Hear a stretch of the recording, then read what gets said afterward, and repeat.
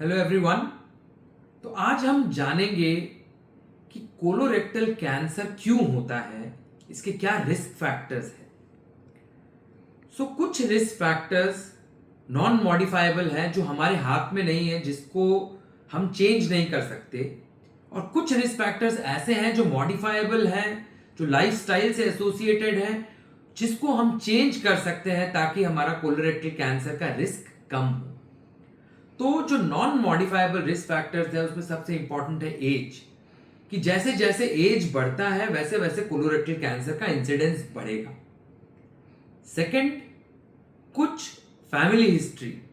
अगर मेरे फादर को या मेरे मदर को या मेरे ग्रैंडफादर को या मेरे फैमिली में काफी लोगों को कोलोरेक्टल कैंसर हुआ है तो प्रोपोर्शनेटली कोलोरेक्टल कैंसर होने का इंसिडेंस मेरा भी बढ़ जाएगा।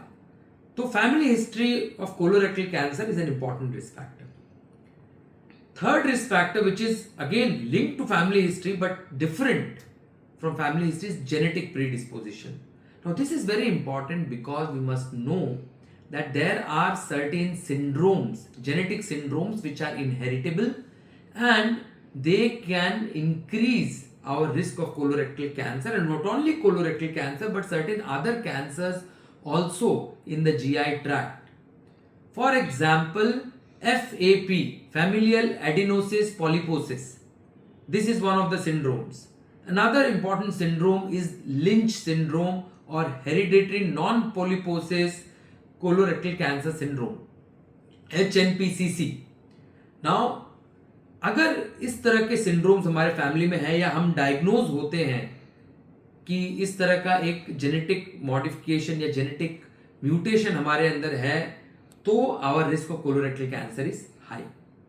Another non modifiable risk factor is inflammatory bowel disease, जैसे अल्सरेटिव कोलाइटिस या क्रोन्स डिजीज। और अगर इस तरह की बीमारी हमको है तो फ्यूचर में इस बीमारी के कारण कोलोरेक्टल कैंसर होने का रिस्क ज्यादा है।